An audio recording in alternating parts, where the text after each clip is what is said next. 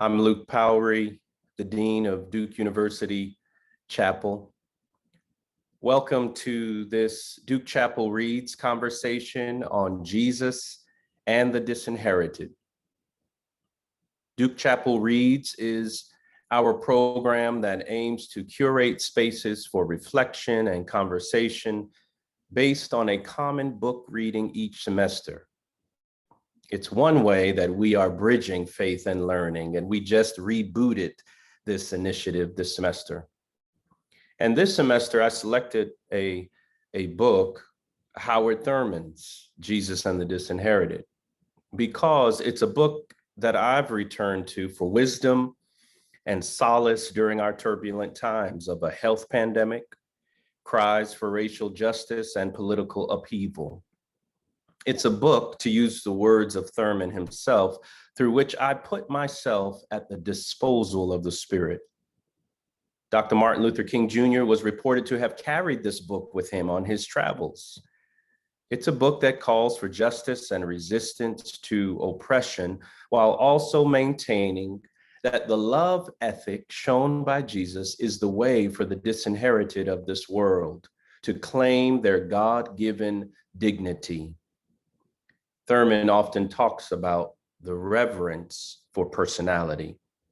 And so tonight, we have the good fortune of being able to explore this book on this evening with one of God's special personalities and leading scholars of Howard Thurman's work. Dr. Walter Earl Fluker is Dean's Professor of Spirituality, Ethics, and Leadership at Candler School of Theology at Emory University, and Professor Emeritus of Ethical Leadership at Boston University. He is also the editor of the multi-volume series, The Papers of Howard Washington Thurman. In his academic career, Dr. Fluker has held positions at Dillard University, Vanderbilt Divinity School, Harvard College, Colgate Rochester Crozer Divinity School, Morehouse College, University of Cape Town, Princeton Theological Seminary, and Columbia Theological Seminary. In addition to his research and teaching, he served in ministry in the United States Army and at Baptist and UCC congregations, and also served as the executive director of the Andrew Young Center for Global Leadership at Morehouse College. Truly, tonight we have a sage in our presence. And so thank you, Dr. Fluker, for agreeing to spend some time with us. Thank you. Glad to be here. Just a brief housekeeping matter for everyone here on Zoom. You are invited to contribute to this conversation by typing your questions into the Q&A feature of Zoom. We're not using the chat feature this evening, so please use the Q&A button for your questions, and we will provide time for some of your questions for Dr. Fluker, and I'll be sure to do that. Well, let's get started here. This is a privilege for me to engage with you about Howard Thurman tonight. You've spent decades, Dr. Fluker, studying Howard Thurman, and you also knew him. How would you put this book, Jesus and the Disinherited, in the context of his overall work, witness, and impact in the world? And the second part of that is, how has this book or Thurman's work in life more broadly shaped your own life? Well, thank you. That's a very good question. Most people know Thurman through his meditations, of course, and this seminal work, Jesus and the Disinherited. And it's good that these are points of entry, but there is a vast, uncharted territory that is Howard Thurman. He began his publishing only in 1945 with his poem, The Greatest of These, on Eucalyptus Press in California. But then comes Jesus and the Disinherited. And this book is the distillation of many years of Thurman's pondering on the life and ministry of Jesus, but most importantly, how that life and ministry speaks to those, as he says, whose backs are against the wall, those who live in precarious existence, who are vulnerable and always at the mercy of power, especially the might of empire. Thurman actually begins this project in the late 20s. He, after seminary and pastoring, and at the death of his beautiful wife, Katie, his first wife, he returns to Morehouse and Spelman colleges. And there he begins writing his mentor, Mordecai Wyatt Johnson, often. He begins to excavate the meaning of not just Jesus, but Christianity for African Americans. And one of the things that he does, which is important for reading Jesus and the Disinherited, is he returns to what he felt were the sources for theological reflection and religious experience for enslaved Africans. So he goes to the spirituals.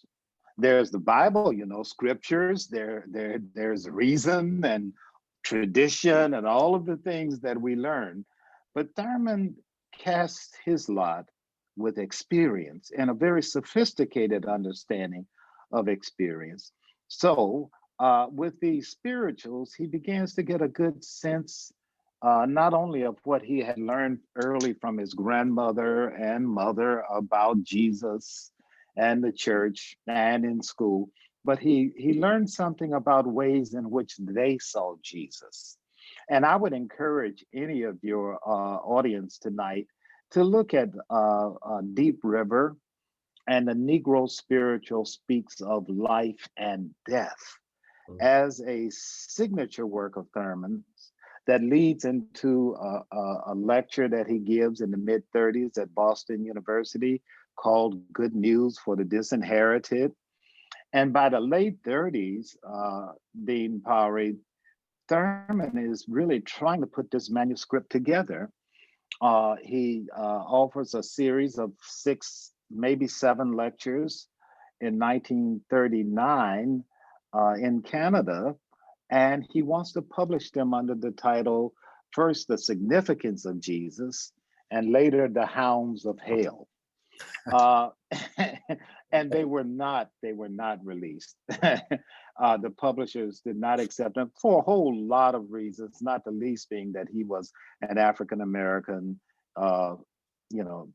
thinking like this and willing to write like this. But in the 40s, the late 40s, there he is at the Fellowship Church, and he begins his writings.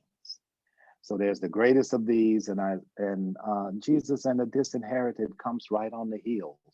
But it also is post-World War II, the early stages of it. And there is a growing movement, a spiritual, of course, and social movement that is tick-tocking within Black life and in other communities.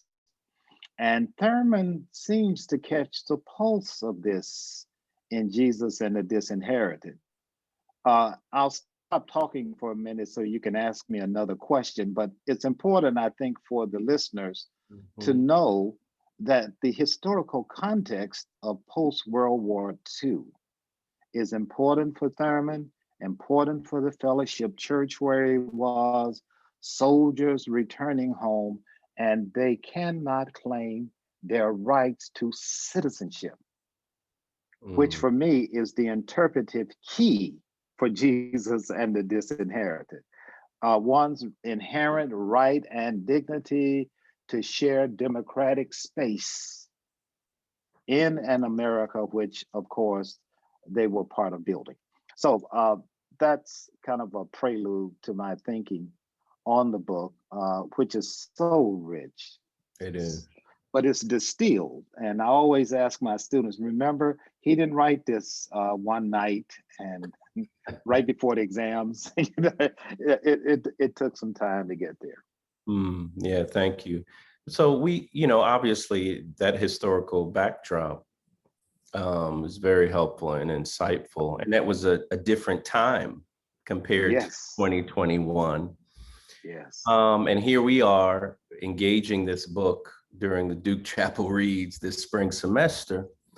I wonder if you could say a little bit about how does this book speak to our times today? And it engages us precisely at the moment when we are still dealing with the question of who is citizen, Mm, who really has the right to vote, and so on. So mm, this project, the civil rights movement, is very telling. Sometimes we see it only as a social movement, mm, but the civil rights movement, the modern civil rights movement, not just our contemporary kind of manifestations of that earlier movement, is really around this question of citizenship, the ballot. Later, we see public accommodations and economic opportunity. mm, So, yeah, we're still working through some of these deep issues in the country and in theology and in churches where people are trying to really recognize Jesus. Who is Jesus really? mm, And what is he about? Especially for new generations of seekers, the misnamed nuns, mhm, etc. I think the book is timely. I think it speaks in many ways to people who are looking for alternative interpretations of Jesus and the ways in which Jesus responds to the needs of those who are downtrodden and left out. mm. How do with sort of in the aftermath, we've experienced in the last year or so, obviously various pandemics, health, the racialized pandemic, which is much older than COVID-19 in so many ways. Place this book, Jesus and the Disinherited, in the context of the kind of racialized um, injustices and the tension of our times. And say some more about how this book may help us Mhm. navigate the current times as it relates to racial justice and injustice. Mm. Thank you. Very good question again. Another way to read Jesus and the Disinherited is to think of Thurman's interpretation of the policed Black body. Mm, Uh, Jacques Rancière, a French political philosopher, talks about policing of those who are not a part. They can never be a part because they lack reason. They can only make sounds. mm, Going back to Greek thought, and the idea of policing, always making sure that the Black body, when it shows up, is disgraced, marginalized, and left out. When I first met Thurman years ago at a seminar, it wasn't the first time I met him, but I attended a seminar in the late 70s entitled Footprints of the Disinherited. And he told a story that morning. He was so funny. There were only 10 of us. And he opened like the wise old sage that he was. He said, there's a place somewhere in Montana. I don't know if you've ever been to Montana. There we are, all students. He said, but they have all of these hills and they raise cattle. And there's some kind of cattle there. And he fumbled with the words, but he was playing with us now like a cat that has found his prey. And he says, they were Black Angus or something. And I noticed that the bulls always gathered together. And there was a young calf, a young bull, but a calf who tried to enter the herd, but they never let him in. He said, I never could understand that. Then he said there was another place where they had mountain peaks, only 3 of them. mm, And for some reason, the the lightning would only strike one of the peaks.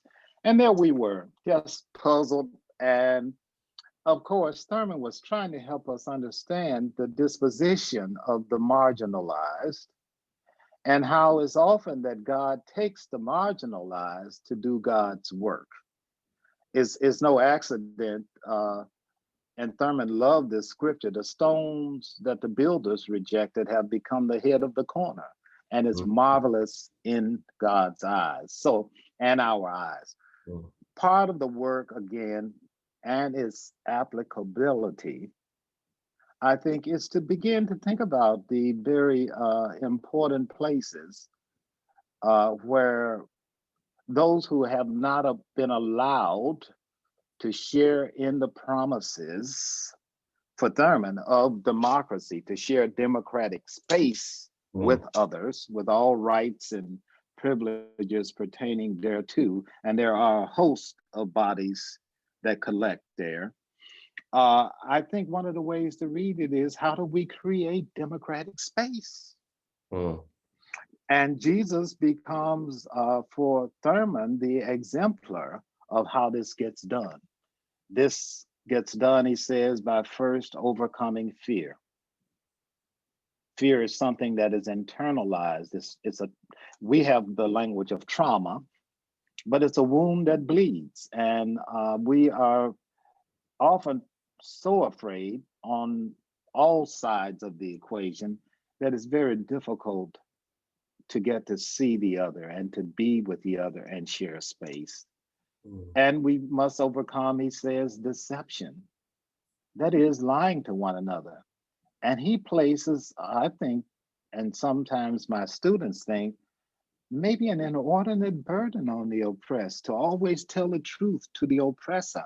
mhm, But Thurman says you can never be equal with your oppressor until you destroy all vestiges of deceit, because only then does he recognize you as for real when you speak truth mm, and live the truth. So you equalize. And then, of course, overcoming hate. And finally, as you said, embracing the love ethic, embodying that ethic. He thinks that's the way we create democratic space. And citizenship is a key for Thurman. mm, mm. How do you with the hounds of hell? I mean, that's what I tell my students. I tell my students, he doesn't leave anyone off the hook, the oppressor or the oppressed, Right. right? Um and he has this wonderful phrase when he in the chapter on fear, talking about how the power that saves becomes the executioner. How, and you see it all throughout his Mhm, other works too. I mean, mhm, but in this work, there's also this sense where he says something about, if you paraphrasing, if you give over the quality of your inner life mhm. to someone else, you give them the keys to your destiny. Right. Why is, not just in this book, but I think through many of his works, why is the inner life or the inward sea or this inner spirit unchained so important for him in this work of towards citizenship, as you frame it? Why is that? Because it's, Mm. for me, it's very distinct. If I think about other religious leaders and in their writings, particularly Black religious leaders, there's this distinct emphasis that he's trying to integrate with this work for social justice, etc. Mm. Why is Well, the inner life so important? so Thurman is indeed a mystic. He didn't necessarily favor the term because he thought it was misunderstood. But he believed that, first of all, that creation is sacramental. That is, at any point, any bend around the road, one might bump into a burning bush, Mm, because the not just the heavens, but the earth was declaring the glory of God. And so this is important because embedded in all materiality for Thurman there's life, and there's the presence of the holy. Mm. So important. And so in the individual, if one is concerned about social justice, social transformation, and the language I'm using of democratic space, Mm-hmm. he thinks that the inward journey is essential for finding, first of all, one's own name, one's own destiny. He often says fate is what you're given. You may inherit your position in life, Mm. but destiny is what you do with your fate. And that requires a certain kind of will of freedom. He says, and the cultivation of this will and freedom is found within. This is the introspective Thurman. This is the contemplative Thurman. But spirituality is linked to social transformation, because once I begin to dig deep into my own inner resources, my own inner sanctuary, Mm. I discover that the same things that I'm trying to overcome in my personal existence are the same things that are linked to vast, powerful systems of injustice in the world. Thus, in order to be free from that which binds me, I go in and I must also encounter that which is outside of me. Mm. The inner outer is critical for reading Thurman. He's always moving in to get out. You might start outside, but he thinks the outside, if you take it seriously, will push you in. And some of his greatest historical examples, of course, are Augustine, Mm-hmm. Plotinus, uh, not so big on Paul, but liked Paul, he read Paul, but Tolstoy. Mm. Thurman is in love with these folks who, and of course Gandhi, who are dealing with this inner life and these this encounter with truth, which for Thurman at some points, or integrity of the act, which at some points is synonymous with freedom. This is why one must, he thinks, speak to the oppressor in truth, even at the risk of death, because only then do I realize my freedom. Maybe a maniacal action for some. He thinks this is what happens to Jesus, by the way. You know, if you're going to tell the truth, you know, you might want to get ready for something like a cross. Mm. And somewhere else, I forget if it's in Jesus and the Disinherited, called that's the logic of love. Yes. The cross. Yes. You know. It's hard to think about suffering love, which is big for Thurman in the 21st century, because everybody thinks they're a sufferer already. Mm. And that may very well be true. Right. But Thurman is talking about a suffering that one chooses. Mm. It's not simply the existential suffering where I wake up and I realize my vulnerability, my precarity, all of that. No. One chooses to suffer for a higher good, a higher value. Mm. And of course, for him, that higher good, a higher value is community. He says the search for common ground. Mm. And he thinks it is possible for anyone to engage this journey within and become a harbinger, as he part of his language, but an apostle of sensitiveness in the world. Mm. Speaking truth to power without fear, without deceit, without hate, and with love. He thinks love is the only way to get home, and certainly the only way to see God. Mm. Well, God is love, the scriptures say. So maybe he's on to something. Maybe he's on to something, but he thinks, but love really does hurt for Thurman. Just be aware that suffering may be the most dominant theme in his entire corpus. Wow. Well, let me just ask you two. I have two more that I'd like to pose, and then there's some Q&A questions that are coming in now. This notion of obviously the suffering, think about the disinherited, those whose backs are against the wall, and really Thurman's indictment, and not just in Jesus and the Disinherited, but some other works, but this distinction he makes between Christianity and the religion of Jesus. And this question really has to do with the church more broadly. I mean, how do you see, and maybe in our current time or historically, however you want to answer this, the church's understanding or engagement with those whose backs are against the wall? How do you see that happening, not happening, or? This is a twofold question, Mhm. because you mentioned the religion of Jesus and the religion about Jesus. And I think that's a good way to get to the next question. Mhm. Thurman said that we must interrogate, and if he lived in our time, he would say deconstruct the religion about Jesus. Because the religion about Jesus might not have anything to do whatsoever with the religion of Jesus. Thus, Jesus, for Thurman, is never an object of devotion, but a subject of religious experience. That is, Jesus had his own religious experience.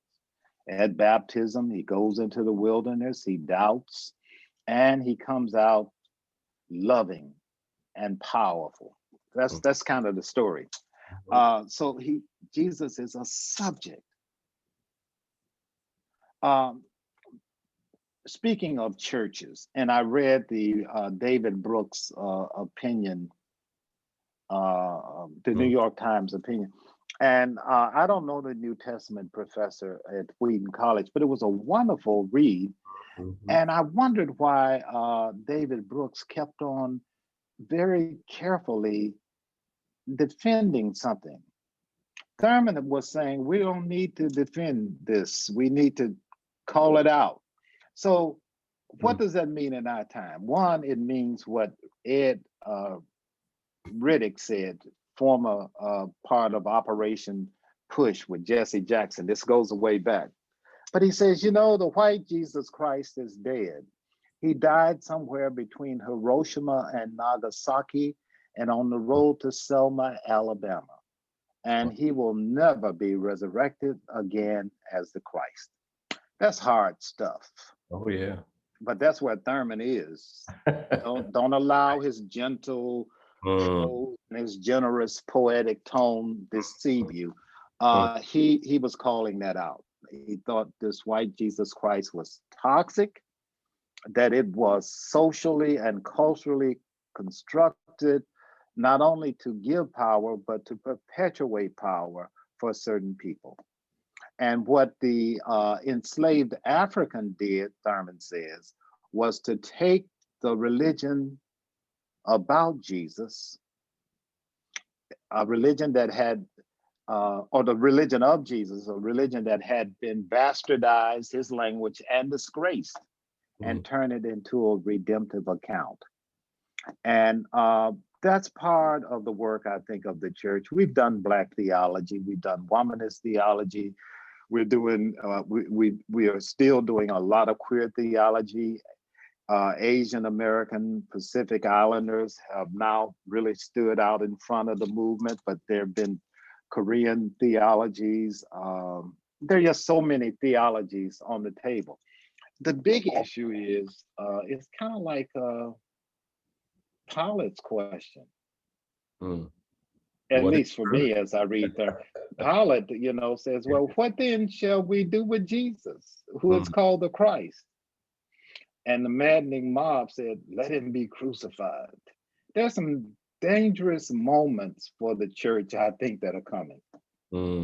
And the kind of vigilantism that we saw on January the 6th, I think is like a flare in the midnight of American skies. that is a warning for other things that come. A lot of it is around race, but God knows white supremacy isn't just about race.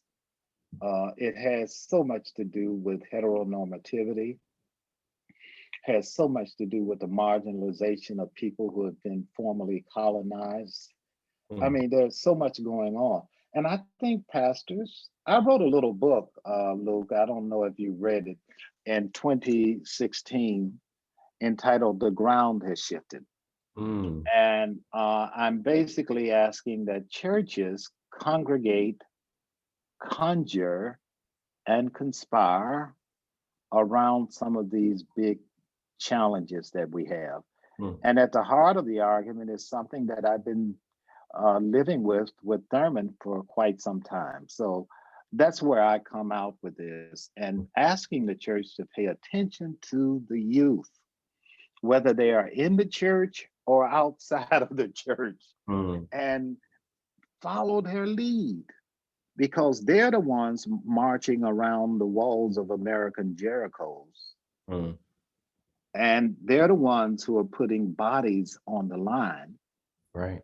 And they're the ones who are calling for a new generation of justice and love. And I'm so afraid that for many, they've already left the building Mm. that we call church. Mhm. That was a long answer, but you know I'm Baptist. Got two Baptists tonight, so at Duke Chapel, yes. Well, thinking about the the disinherited, even of our time, or this book with its focus on the disinherited. How does how might someone who is on the privileged, right, camp, so to speak, read this book? How should they read this book? The privileged camp.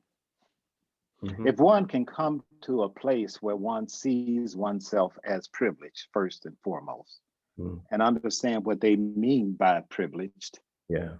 and not always overt power over another person, but receiving the benefits and accruements of being a certain kind of person. It may have to do with race and ethnicity, but it could be with class, certainly with gender, certainly with sexual orientation, things that we know now. When one understands that, I think Thurman's remedy with love is so dangerous. Mm. It's a dangerous love. It's not sentimentality. Uh, it says that, in fact, there's a quote, I should cushion this. There's Mm. a quote in Thurman's African Journal in 1963 when he goes to Nigeria and teaches at the University of Ibadan. He says, truth and love are the real, the, they were the pillars of the cross. Jesus died because of Jesus's willingness to be the truth, speak the truth in love. And to respond more in depth, I think privilege means that I have some kind of advantage, but to be in sync with Thurman is to surrender. He uses this language. And the surrender doesn't happen just with giving away stuff. He's after the locus of the will, WILL.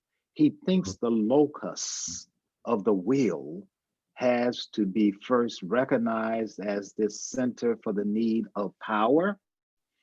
And it's also the place where one makes a decision to yield or to surrender. And then it's the hard work of the disciplines of the spirit, which he names in a book by the same name, where one cultivates a will to love, a will to community, and a willingness to overcome hatred. Mm. And that's work, but it begins with surrender. So not just giving away stuff, please give it away if you got it.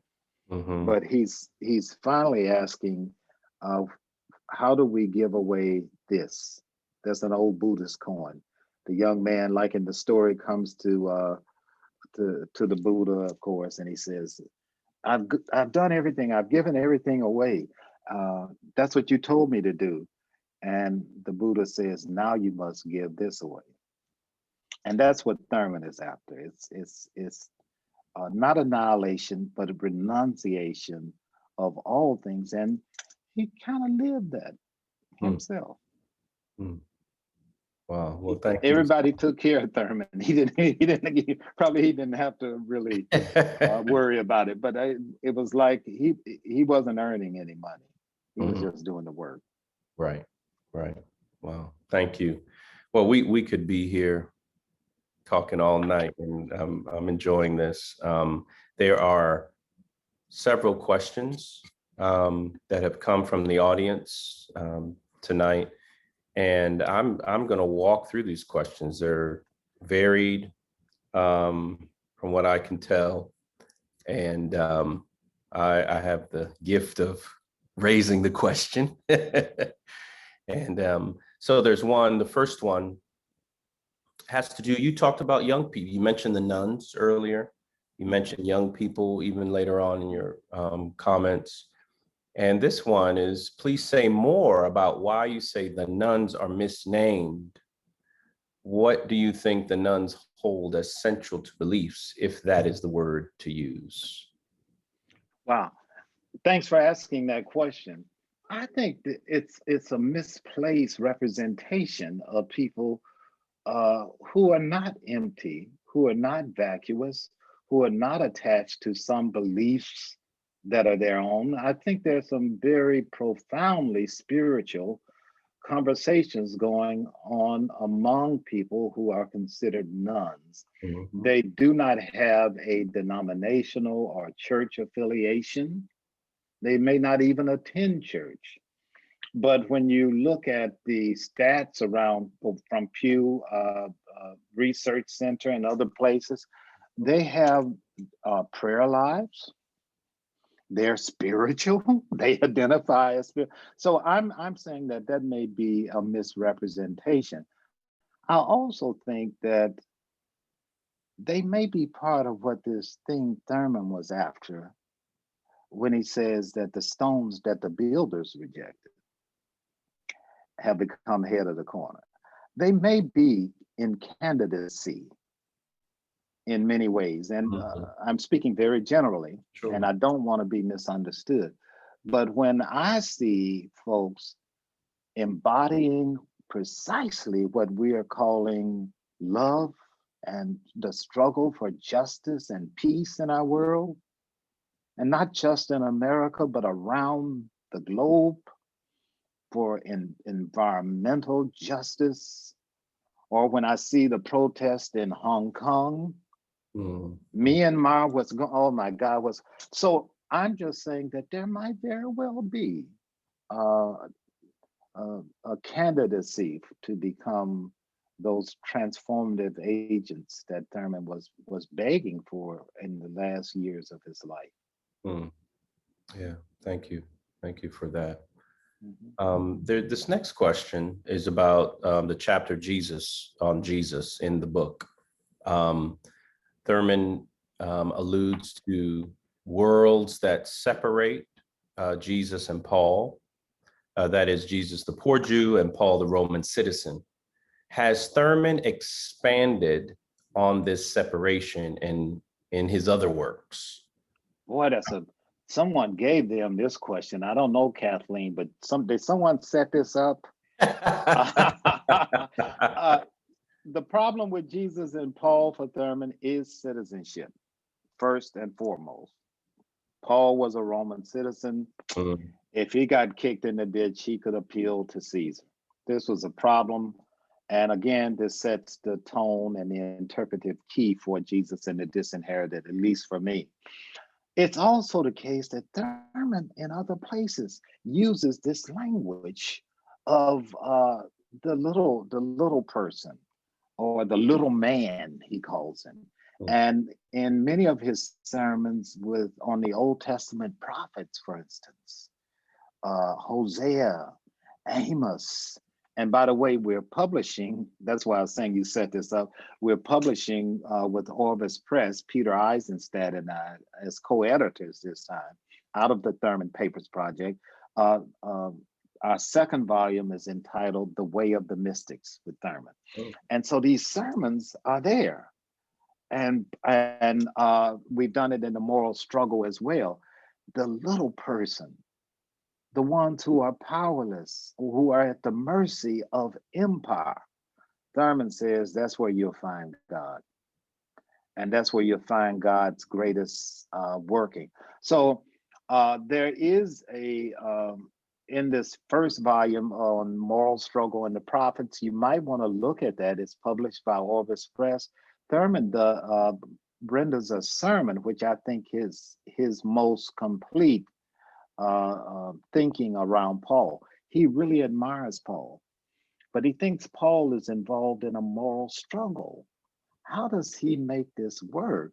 He's had this experience with Jesus. He's seen Stephen die, and he knows that he has a ministry ahead, but he's got to come along with his Jewishness and reconcile this with the Gentiles. And so it's worth your reading. And Thurman thinks that there's some trade-offs for Paul there that don't quite make its way all the way down to folks who are kicked in the ditch. Mm. It's worth the reading. And this is also what's going on with Thurman with his very poor upbringing. Remember, he was kind of poor too. So a lot of this is autobiographical. Do you think, let me just throw in that the influence of his grandmother, in the story he often told where she would not read Paul, much of Paul literature except 1 Corinthians 13, the love chapter, has this influence on his I think it had a lot of influence upon his formation as a Christian. Yeah. In fact, I think it also is not true that Thurman did not read. He actually preaches out of Paul sometimes. Right. But he had some problems with Paul, for the reasons that I've stated. But Grandma Nancy, we traced in the Howard Thurman Papers Project Thurman's genealogy, and we've located him in the Gambia, his ancestors. And long story around this, so I won't go there. But the point is, Grandma Nancy, if one follows her, one will see the kind of lineages that belong more to the Gullah people, of what we mistakenly call Seminoles, in off the Sea Islands of Georgia. And there's a lot of stuff going on in those religious cultures, talking about religion. And Jesus is in some of those cultures more like a supreme medicine man, or healer, a worker. And Thurman says in his book, The Negro Spiritual Speaks of Life and Death, that they use Jesus, these old enslaved Africans use the name of Jesus and God interchangeably in those spaces. But there's a lot of healing going on.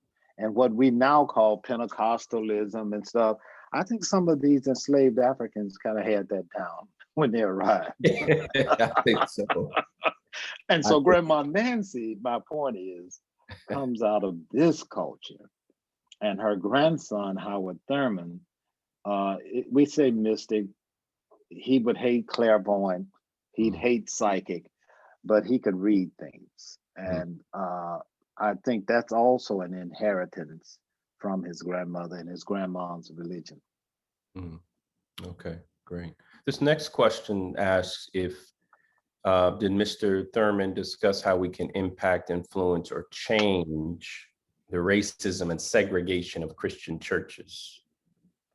There's a great book I'll send you to the library if you like, The Luminous Darkness, which was written at the height of the civil rights movement, is one of the ways Thurman conducts an anatomy of segregation and what he calls in a number of places the will to segregation. Of course, he's writing 50 years uh, before now, but I think there's some nuggets here in Thurman that will empower us with what he called the tools of the spirit. So he does a very careful analysis of segregation and the ways in which power hides itself behind the cloak of segregated statues, and how it disinherits not just African Americans and poor people, but especially white poor. And might be one of the great miracles if we could ever pull this off in the US. I know that Reverend Barber is working hard now on the Poor People's Campaign, and I know Jesse tried it, and King had tried Resurrection City. But when we build a coalition, and this is my response to the question, really, when we build a coalition of people who come from different spaces, who share spaces, and who can appreciate and embrace difference, I think we have the makings of something really, really powerful. And I agree with Thurman. We gotta keep hope alive, but we gotta keep love alive too, lest we be destroyed in the bondage that can take place around these kind of movements. He was so concerned.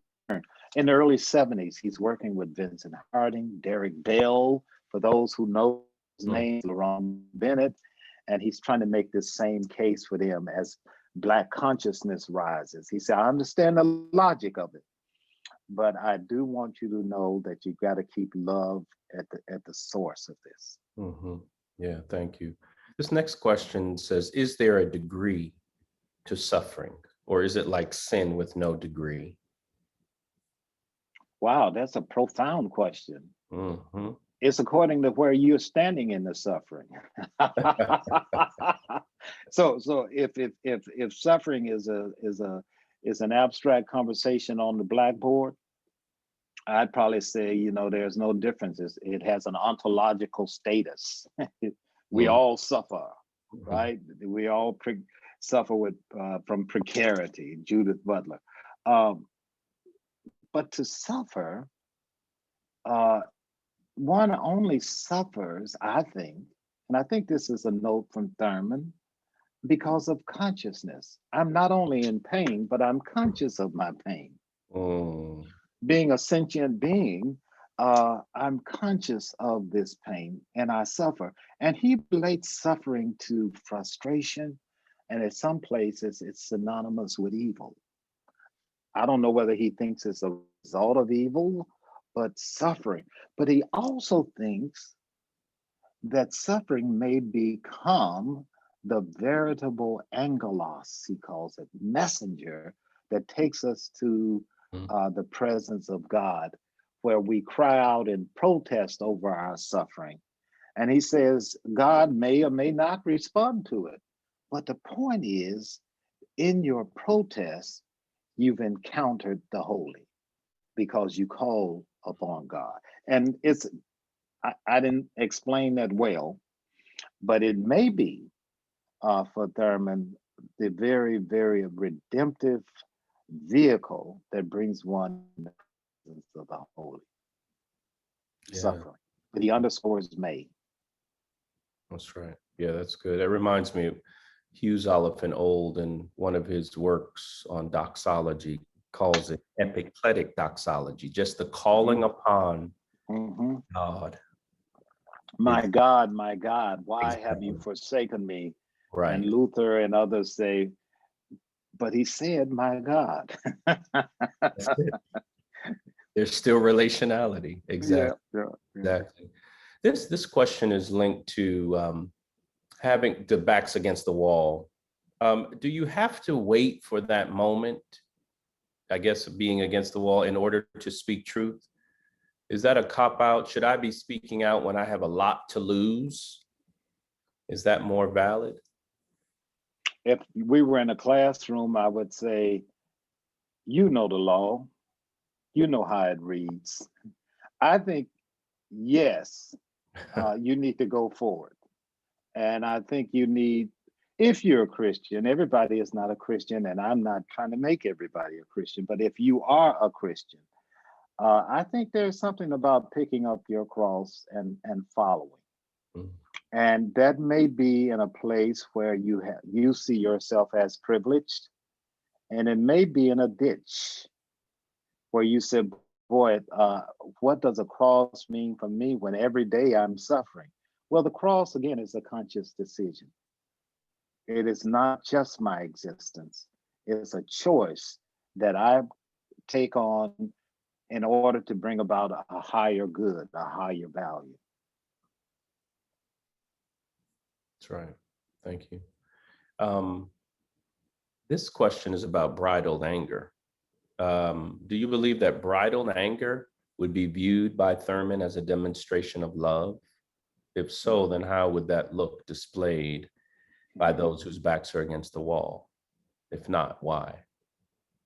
He thinks that bridled anger, as you're calling it, is one of the ways we get in touch with ourselves, and it becomes a convenient tool to form a sense of self identity. He says it's inadequate because the very power of the anger that you feel actually vitiates something else, but it becomes a tool or an instrument for the formation of identity. It's like saying, I am, I cried. I am, said I. And he uses the story, often uses the story of Lucifer, where Lucifer cries, I will. You know, in Isaiah, there are 5 famous I wills. And he cries this and in such rage that he wakes up in hell. And he looks around and everything is hell. Mhm. And in fact, he has become hell. He's no longer Lucifer. Thurman says Satan has been born. So anger is a very good thing in respect to what you feel about something, an object, a subject, but it cannot stay just anger because he thinks it vitiates the very core of the person. And there's a thin line for Thurman between rage and hate. Mm. That's Thurman speaking, and that was not the folks in the Black consciousness movement that he was trying to Mm. tutor on that. That was a different conversation, but that's where he landed. Mm. And there's one, let me just say there's many questions that are here, and most likely we will not get to all of them to respect everyone's time. But let me just keep walking through some of these. There's a broader question is if Dr. Thurman was giving a lecture today, what would he be saying?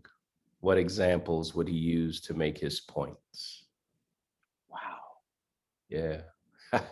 Whoever asked that question, man, I know of one of Thurman's last lectures, and we've tried to publish it in everything we've done because I think it's so important. It was really my choice. It's entitled America in Search of a Soul. Mm. It's his bicentennial address at the University of Redlands. And it's worth your reading. It's in a strange freedom. You might even find it on the web somewhere. But Thurman thinks at the end of this long sermon, and far more metaphysical than he ever tends to be. And think also, this is in the midst of the celebration of the bicentennial in 1976. It's also in the aftermath of the Boston busing Mm. debacle. And Thurman says at the end, but school is out for America. Because he had envisioned America in this talk as a great school of learning, and that the democratic process was a tutor for creating a sense of community among the children of the earth. He goes on and on. Mm. But at the end of this, and talking about a little rage, he throws some out too. He says, but I think school is out for America. So this is one of his last sermons. I don't know where he landed Mm, with all of that, but any of these claims of being God's special people, God's chosen people, for Thurman had been dissipated by 1976. mm, mm. It's Great. on record. So, Okay. Thank you for that. Probably give you maybe three more questions. So we respect your time. many are the troubles of the righteous, but the Lord delivers us out of them all. One thing you all must know, Dr. Fluker has a wonderful sense of humor.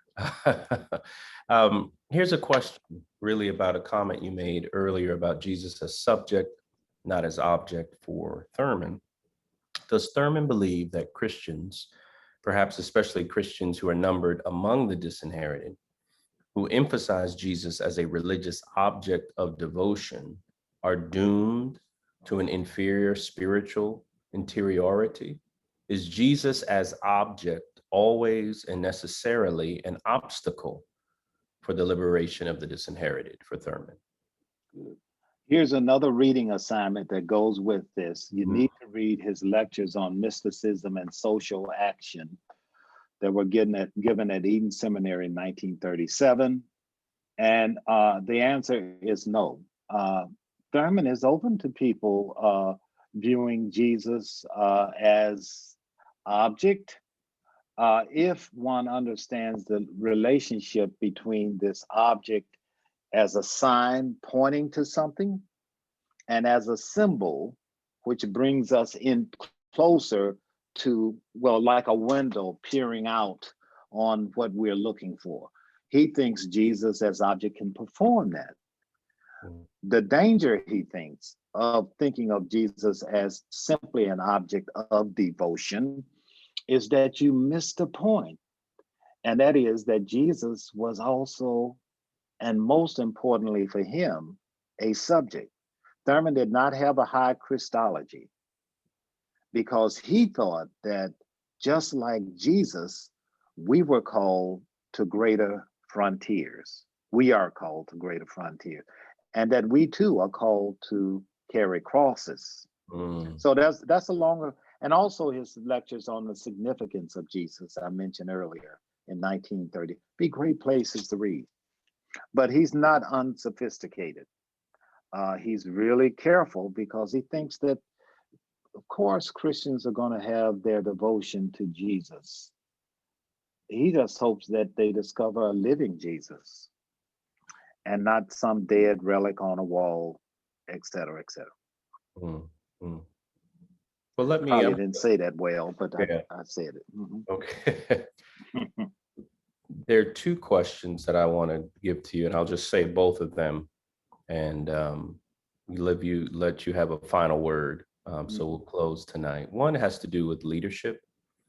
In regard to leadership, particularly pastors, what could we suppose that Thurman would say as a challenge to pastors and in their role in addressing modern discriminatory practices? The last one is very different. What is your take on Thurman's idea? We are not fully human yet. Good. Well, the leadership question, Thurman has several sermons and writings on pastoral leadership.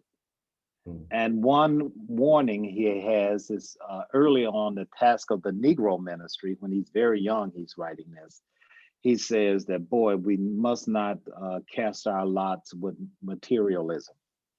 And he's signifying on the rise of capitalism among Black church institutions and the danger of it. He also said later on that the task of the minister is to be both an interpreter and a pedagogue. That's not his language, but one is both uses a hermeneutic who interprets experience for the congregation and her or his people, and are also constantly teaching. I always thought it was so interesting that he didn't spend a lot of time talking about preaching. he placed emphasis on pedagogy and hermeneutics, learning to interpret the times for the people. mm, mm.